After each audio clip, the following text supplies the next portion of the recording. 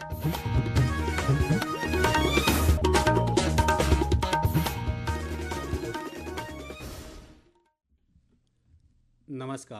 ये आकाशवाणी शिमला है। अब आप ज्ञान ठाकुर से प्रादेशिक समाचार सुनिए। प्रधानमंत्री नरेंद्र मोदी ने स्वामित्व योजना के अंतर्गत आज संपत्ति स्वामियों को वीडियो कॉन्फ्रेंसिंग के माध्यम से 65 लाख से अधिक संपत्ति कार्ड वितरित किए। 10 राज्यों और 2 केंद्र शासित प्रदेशों के 50,000 से अधिक गांवों में संपत्ति कार्ड वितरित किए गए हैं। इस मौके पर प्रधानमंत्री ने कहा कि केंद्र सरकार पूरी ईमानदारी से ग्राम स्वराज को जमीन पर उतारने का प्रयास कर रही है। नरेंद्र मोदी ने कहा कि 5 साल पहले शुरू की गई स्वामित्व योजना के तहत अब तक 1.5 करोड़ लोगों को स्वामित्व कार्ड दिए गए हैं। बीते 5 साल में लगभग 1.5 करोड़ लोगों को ये स्वामित्व कार्ड दिए गए हैं। अब आज इस कार्यक्रम में 65 लाख से ज्यादा परिवारों को ये स्वामित्व कार्ड मिले हैं। यानी स्वामित्व योजना के तहत गांव के करीब 2.25 करोड़ लोगों को अपने घर का पक्का कानूनी डॉक्यूमेंट मिला है। मैं इन सभी को बहुत बहुत बधाई देता हूं, अपनी शुभकामनाएं देता हूं।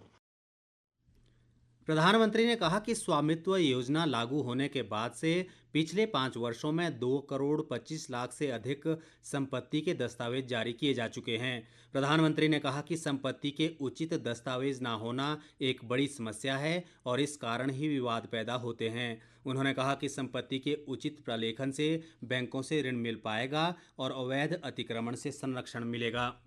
संसद का बजट सत्र 31 जनवरी से शुरू होगा। सत्र के पहले दिन राष्ट्रपति द्रौपदी मुर्मू लोकसभा और राज्यसभा की संयुक्त बैठक को संबोधित करेंगी। वित्त मंत्री निर्मला सीतारमण 1 फरवरी को केंद्रीय बजट पेश करेंगी। बजट सत्र का पहला चरण 13 फरवरी तक चलेगा, जबकि दूसरा चरण 10 मार्च से 4 अप्रैल तक होगा।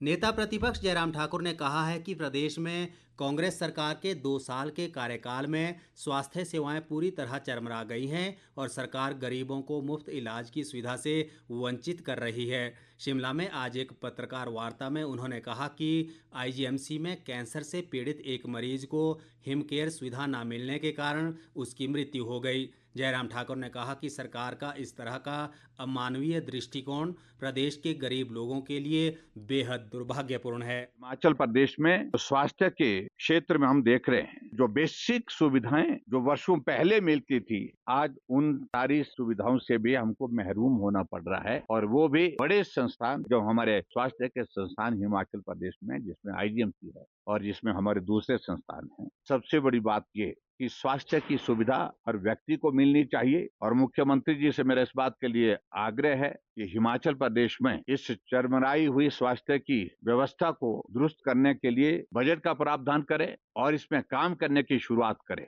न जाने कितने सैकड़ों हजारों लोग ऐसे हैं जो अपनी पीड़ा को बता नहीं पाए। उनके परिवार का सदस्य जो है आपके इस व्यवस्था परिवर्तन के दौर में उनकी चीख पुकार जो है वो दफन होकर के रह गई। ये बहुत बड़ा विषय है, ये बहुत गंभीर विषय है। मुख्यमंत्री संज्ञान ले। नेता प्रतिपक्ष ने मुख्यमंत्री को गरीब व असहाय लोगों के बारे में संवेदनशीलता के साथ कार्य करने की सलाह भी दी। प्रधानमंत्री नरेंद्र मोदी कल सुबह 11 बजे आकाशवाणी पर मन की बात कार्यक्रम में देश विदेश के लोगों के साथ अपने विचार साझा करेंगे। ये मासिक रेडियो कार्यक्रम की 118वीं कड़ी होगी। ये कार्यक्रम आकाशवाणी और दूरदर्शन के समूचे नेटवर्क, AIR न्यूज वेबसाइट और news on AIR mobile app पर भी प्रसारित किया जाएगा।